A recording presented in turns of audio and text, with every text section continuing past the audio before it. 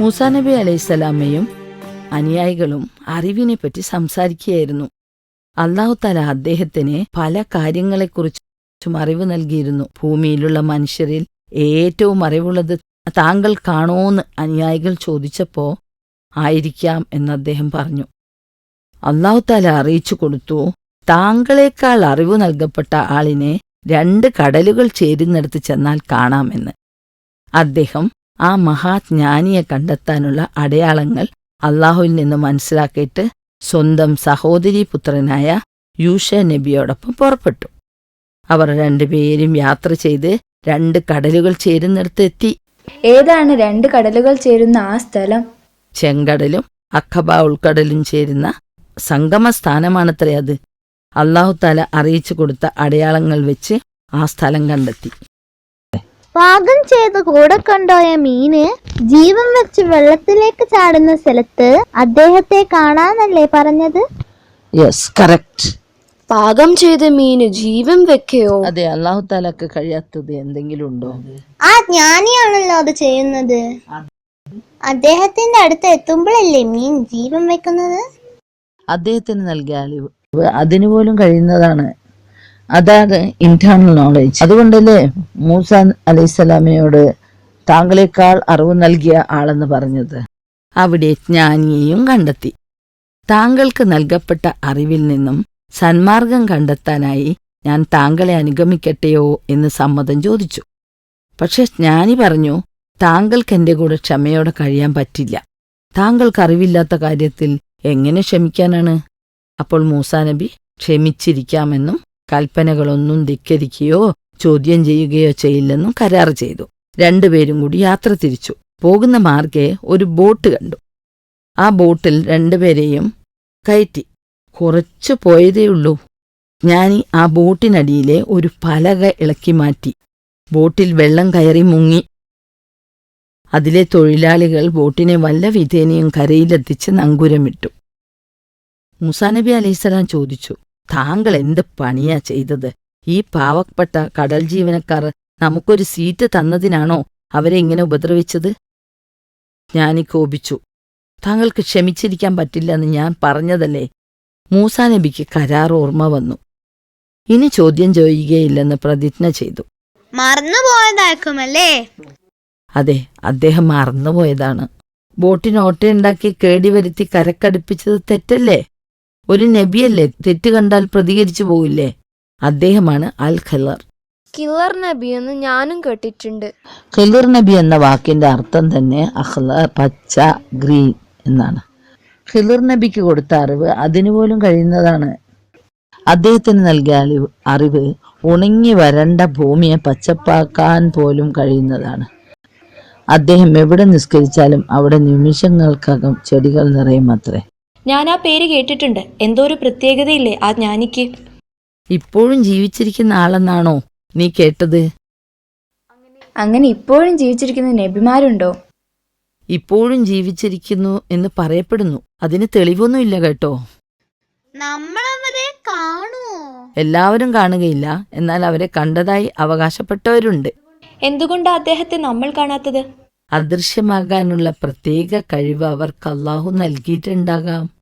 അല്ലാഹു കൽപ്പിക്കുന്ന പല ആത്മീയ പ്രവൃത്തികളും അവർ നിർവഹിക്കുന്നുണ്ട്. ഗിലർ നബിയെ ചിരഞ്ജീവിയാക്കിയോ? അല്ല, ദീർഘായുസ് നൽകപ്പെട്ടതാണ്.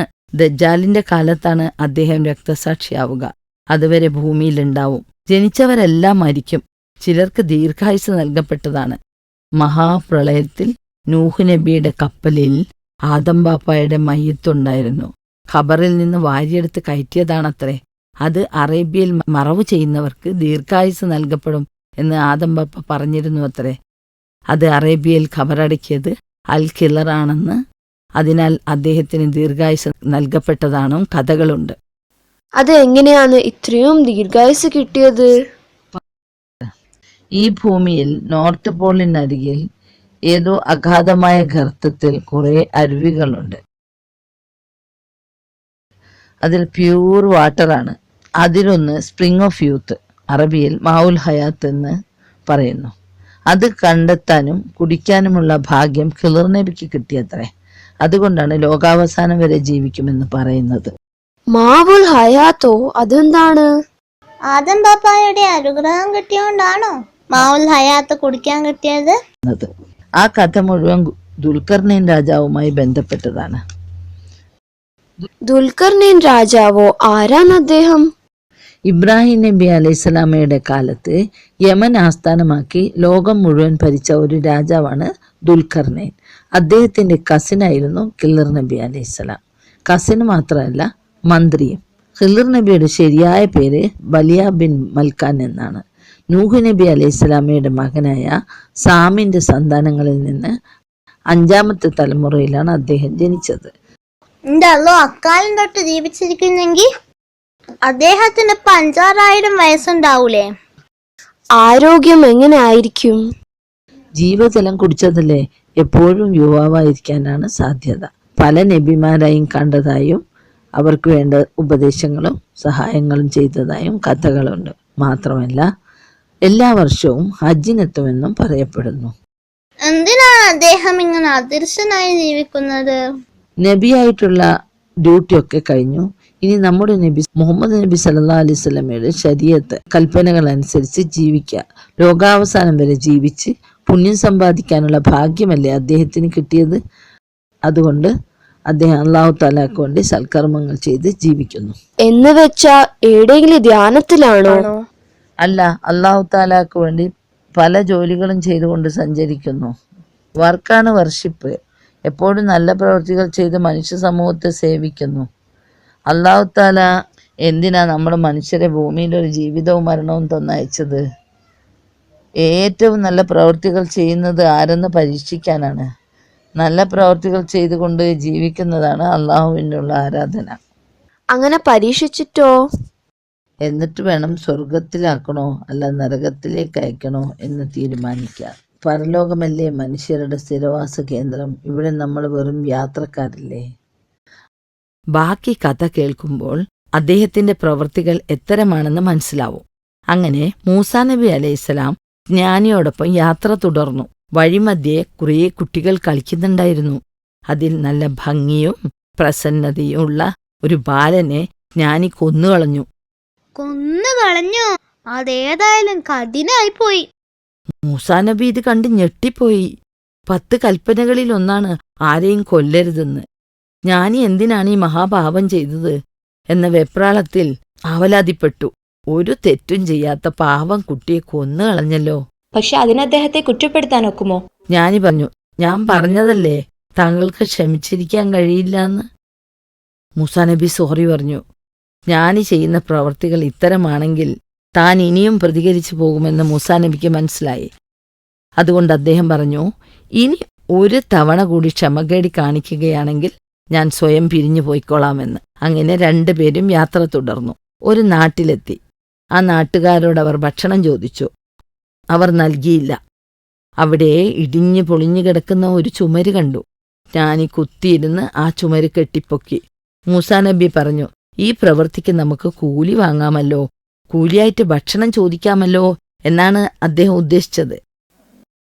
ജ്ഞാനി പറഞ്ഞു, നിങ്ങൾ പിരിഞ്ഞു പോകണം, നിങ്ങൾക്ക് ക്ഷമിക്കാനൊന്നും പറ്റില്ല. അങ്ങനെ മൂസാ നബി തോൽവി സമ്മതിച്ച് പോകാനൊരുങ്ങി. ജ്ഞാനി കഴിഞ്ഞ 3 സംഭവങ്ങളുടെ പൊരുൾ എന്താണെന്ന് മൂസാ നബിയെ അറിയിച്ചു. കരാറ് തെറ്റിച്ച് പോകുകയല്ലേ, എന്നിട്ടും പറഞ്ഞു കൊടുത്തോ? അറിവിന്റെ കാര്യത്തിൽ വിട്ടുവീഴ്ച വേണമല്ലോ. പ്രവൃത്തി 1 ബോട്ട് പാവപ്പെട്ട കടൽ ജോലിക്കാരുടെയാണ്. ഈ സമയത്ത് മൂസാ നബി അലൈഹിസ്സലാം ഒരു അശരീരി കേട്ടത്രേ. കുഞ്ഞു പ്രായത്തിൽ അദ്ദേഹത്തെ നദിയിലൊഴിക്കാൻ ഉമ്മക്ക് അല്ലാഹുതആല ബോധനം നൽകിയ സംഭവം. ഈ 2 സംഭവങ്ങളും ഏതാണ്ട് ഒരുപോലെ ഇല്ലേ? രണ്ടും രക്ഷപ്പെടുത്താനുള്ള കൽപ്പനയാണല്ലോ. ഫിറോന്റെ കിങ്കരന്മാർ വരുന്നുണ്ട്, വേഗം കുഞ്ഞിനെ നദിയിലൊഴുക്കൂ എന്ന് ഉമ്മയോട് അല്ലാഹു കൽപ്പിച്ചത്. ബോട്ട് പിടിക്കാൻ ആളുകൾ എത്തുന്നു, വേഗം ഓട്ടയാക്കൂ എന്ന് കൽപ്പന കിട്ടിയിരിക്കാം അല്ലാഹുവിൽ നിന്ന്. പക്ഷേ ആ ബാലനെ എന്തിനാ കൊന്നത്? 2ാം സംഭവത്തിലെ ബാലൻ വളർന്നാൽ അവന്റെ നല്ലവരായ മാതാപിതാക്കളെ അക്രമികളും സത്യനിഷേധികളുമാക്കുമെന്ന് അദ്ദേഹം ഭയപ്പെട്ടു.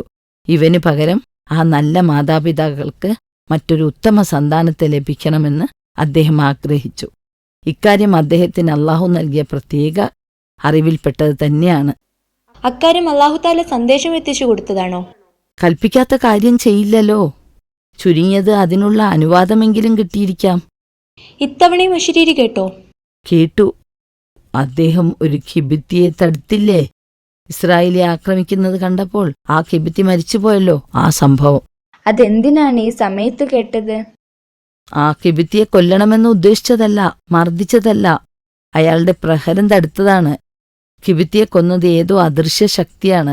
മൂസാ നബി ഭയന്ന് നാടുവിടാനും ഭാവിയിൽ അദ്ദേഹത്തിലൂടെ ഇസ്രായേലിയരുടെ മോചനവും അള്ളാഹു തീരുമാനിച്ചിരുന്നു.